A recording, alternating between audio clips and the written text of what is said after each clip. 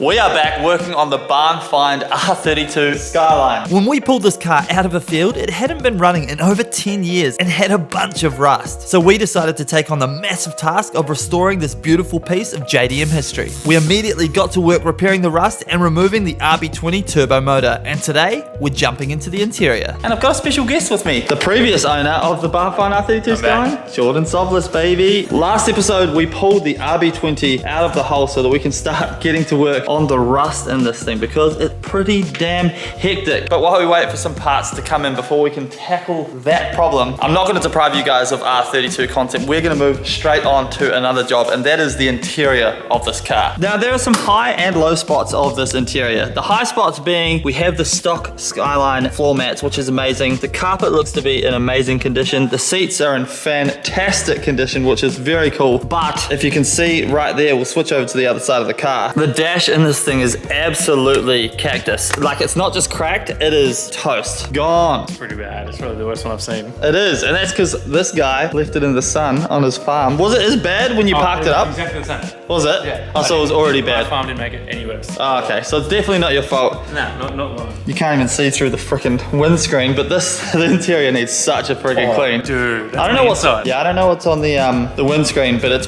pretty damn bad. It's covered in what looks to be cocaine or some residual dust of some sort. It's really sticky as well. But the dash absolutely needs replaced. It is so bad, you could pretty much live in these cracks. So that's part one of the thing we need to do. Clearly we need to clean the absolute crap out of this interior. The steering wheel is being replaced. That is too far gone. And then in the back here, oh, everything looks pretty good in the back apart from all the spider webs, but we do have the seams have kind of come apart on the back seats here, but luckily your boy Mike is secretly quite handy with a sewing needle, so we're gonna pull that out and fix that as well. But pretty much today we're gonna go to absolute town on this interior. The plan being to have this thing look absolutely mint by the time we're finished with it. Luckily, we do have a replacement dash. Now this was not easy to find. Finding an R32 dash with no cracks, not easy. But luckily, the boys at Keep It Reed came to the party and hooked me up with this thing. Now, clearly, it doesn't look to be in the best condition, but no cracks anywhere. And with a little bit of elbow grease, I'm fairly sure we can get this thing back to brand new. As you can see, someone's sticker bombed this thing. Clearly, this is from the early 2000s. Fun fact, I've never pulled a dash out of a Skyline. I think the only car I've ever pulled a dash out of was our rear-wheel drive Evo when we did the swap. So this is going to be an interesting experiment. We're going to go to town and kind of figure how this thing comes out. Where do we start? I reckon pull the trims off, radio, the surround on the dash, and then just keep undoing bolts. Let's do it. Comes out. Yeah. I love that theory. Let's go. 3, 2, 1, dash time. Pew! We started by removing the trims, which was actually really difficult to do without breaking anything due to how brittle the plastic was after all of those years in the sun. Unfortunately, some didn't survive, so we're gonna have to replace those. These clips were the biggest pain in the ass to undo. There's always one that you just miss or forget about. Bloody stubborn plugs. Yes, success. Stubborn little thing, god damn. Next up, we're removing the old cassette head unit. We actually won't be putting this back in the car as we will be replacing it with a newer Apple CarPlay head unit. So Jordan has now left the building. I'm pretty sure he saw how bloody finicky this job was and just decided, nope, it's not for him. So it looks like we're on our own for the rest of this job, but we got this. So basically everything we touch in this thing is kind of very brittle. Because of the heat, this car's kind of sat in for such a long time, so anything you touch, it just breaks. Luckily, Just Jap sell these vents brand new, so we can go ahead and buy them, throw brand new vents in our nice new secondhand old dash. So the beauty of having another dash sitting here is that we can literally look and see where the dash is bolted into the car, at what points we need to undo them. This one up here, and then the same on the other side. And obviously the cluster needs to come out as well, and then it's bolted here and here. So it's not really bolted down in that many places, which is very handy. So all we have to do now is remove the cluster, remove those bolts, and we should be able to pull a dash out of the car, which is really freaking exciting. So out comes the cluster with 4 screws, and we're being really careful here not to break this, as it has the low kilometer reading on it and would really suck to replace. Once that's out, we undo the 4 main bolts and we can finally remove the dash. Yes! So the dash is finally out of the car, and that was a massively finicky job. The hardest part, I'd have to say, is actually undoing the plugs. They're so brittle and like stuck in there just because they've been in there forever, and the heat and all of that. They're really hard to pull out, and it's really hard on your hands. You can't really get pliers in the tight spots as well, so you really just need to use your hands. Very difficult. And man, the old dash is just absolutely cactus. This thing is going straight in the bin. But finally, the good part, the part that's going to change the whole interior, and that's putting our brand new, but not brand new at all, second-hand dash. But first things first, we need to give this thing a good clean. So it is time to get the pressure washer out. We are using the Sonax Rich Foam. Let's friggin' go. Not sure if this is the correct way to clean your dash, but oh no. Oh, I've got a weak flow. Oh, that's not what you want. What's going on? It helps if you turn it on first.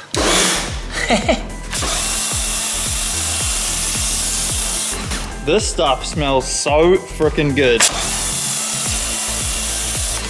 Quick scrub-a-dub-dub. And we wax off.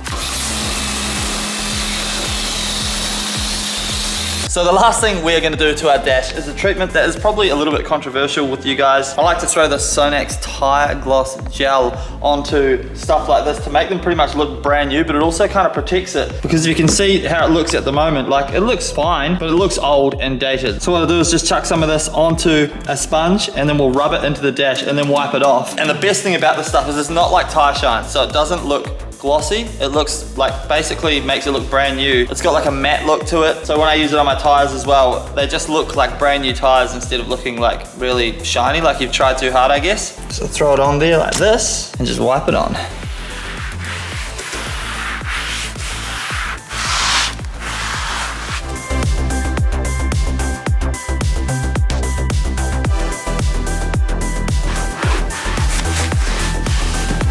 That's actually a used car salesman trick from way back. Silicone spray on everything. Makes everything in the car look brand new. But the reason I much prefer the Sonax gel over the silicone spray is because once you wipe the excess stuff off with the rag, it just feels like perfectly stock again. Like that doesn't have a sticky residue, whereas the silicone spray tends to leave a sticky residue. So that literally just feels perfect and brand new again. But I'm actually so freaking happy with the end result of that, because that looks insane compared to what it was before. Like that is amazing. Just for reference, here's the old dash that we pulled out versus the new dash. So it's gonna be an absolute night and day transformation inside our interior. Also, for anyone wondering, I actually picked this dash up for $150. So shout out to the Keep It Red crew for hooking it up, because that is dirt cheap. But enough talking, let's throw the dash into our frickin' car. Before I threw the dash in, I cleaned the windscreen with the Sonax glass cleaner, which worked a treat. Then I installed the ducting on the back of the dash before it was finally time to install our new dash. And I have to admit, this was about as difficult as it was removing it, especially by yourself. So that was probably one of the freaking hardest jobs I've ever done on a car. It's literally taken me all day to remove the old dash, clean the new dash, and put it in. Luckily, the end result is so freaking rewarding. Everything's just tentatively put in at the moment, apart from the dash, that's permanently in. All the trims and stuff are just kind of sitting there at the moment because there's more things I want to do wiring-wise in the car, but check this out. Oof, that is so good. Instantly a massive improvement on the car. I also cleaned the windscreen like 5 times and it's still pretty dirty, but you can see like no cracks, baby. So good. So the back trims on the old dash were fine, but when I removed them, they just absolutely crumpled to dust. So there was no saving those. So I'm gonna have to get the back trims and the 2 vents up here, but like, oh, I'm so happy that that job is done. I guess I'd say that is one of the bigger jobs done on this car. Like, that was one of the big problems with this car, the cracked dash. When I looked at that, it put me off big time. Not enough obviously to buy the car because we still bought it, but like when you see things like that, that just scares you when you're buying a car for sure. So the fact that we've got that job done, absolutely is so good. So I'm freaking pumped, but only half the job is done. We still need to do the rest of the interior. So we're gonna strip all of this out, give it a mad vacuum, clean all the windows, and of course we need to take this back seat out and fix it up. So with the last morsel of energy I have left, let's go ahead and get that done. Also removing the auto selector, so good. Goodbye to you. Manual swap incoming. So I finally get to take all of the rubbish out of this car. Look how freaking clean that carpet is. That is literally brand new. Hell yes. And after finding some interesting things, it's time to remove the rear seats. I used our SP Tools pry bar to lift and remove the bottom part of the seat. Then we removed the two M6 bolts holding the top half of the seat in before lifting it off its mounts and pulling it out.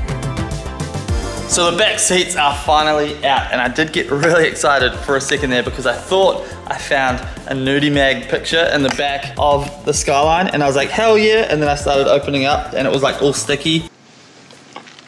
But I gotta open it and it turns out it's just a picture of Alyssa Milano with like fruit around her neck, which is still cool because she's pretty hot, but it's not as cool as finding a nudie mag in the back of a Japanese car imported from Japan. Anyway, so the back seats are actually quite sun damaged, clearly because they've been sitting on the farm for so long, but like as you can see here, the color here versus the color down here is completely different. And then where the seat belts have been, you can see it clearly. So the rest of it's like faded, and then under the seat belts here, it's still nice, and that's the color that it was before it got all sun faded and damaged. You can see here, there's like a CD that was sitting here, which is crazy. I'm gonna give this all a nice clean up. We're gonna repair this stuff here with our handy dandy sewing skills. Well, it looks like mice or something have been here, so we need to clean all this up and get it back to tip-top shape. So apparently learning how to sew in high school has actually finally paid off, and I only stabbed myself 26 times when fixing this rear seat, and it actually turned out pretty good. Next up, I went to town cleaning the floor mats and seats, and the color of the butt juice that came out of them was so questionable. I also found some of the farm hidden underneath the center console, but once that was all clean, it was time to slap it all back together, and the end result made the 2 days of hard work absolutely worth it.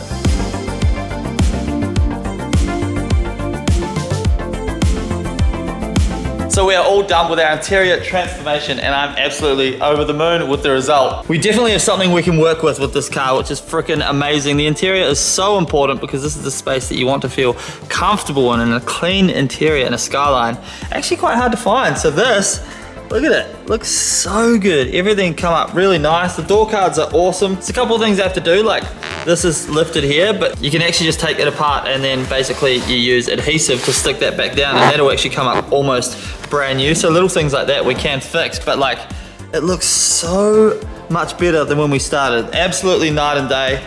The rear looks awesome. I've got the seats back at the moment so you can't really see, but like look nice and stitched up. Everything is just clean. The door cards, I gave them a bit of a wipe and they're just perfect. Like everything looks awesome. But overall, I'm super happy with the result. But that's basically a massive job done in the car. The dash swap, the interior, it's looking awesome. So now, next things we need to do, of course, is take care of the rust in the engine bay. And once that rust is gone, we have a beautiful base of a Skyline to work with and make into a beautiful, comfortable street car, which I'm so freaking excited about. I've ordered so many freaking parts for this car. The homies at Autobarn also have a bunch of parts on the way for us, so there's big updates to come in the next couple of weeks. I also have some massive plans for our 125cc drift kart. If you do not know about that thing, you've been living under a rock, go back and watch the videos. But I can tell you right now, we have a turbo on the way. That series is going to be insane. I've got some massive aspirations for that build, so the channel is about to pop off. I'm freaking excited. Thank you guys so much for watching the video. I hope you enjoyed our interior overhaul, and I'll see you in the next one. Peace. Bye. Look, it's actually clean. No more farm in it, which is good. So I can sit in it without stanking myself out. Bye.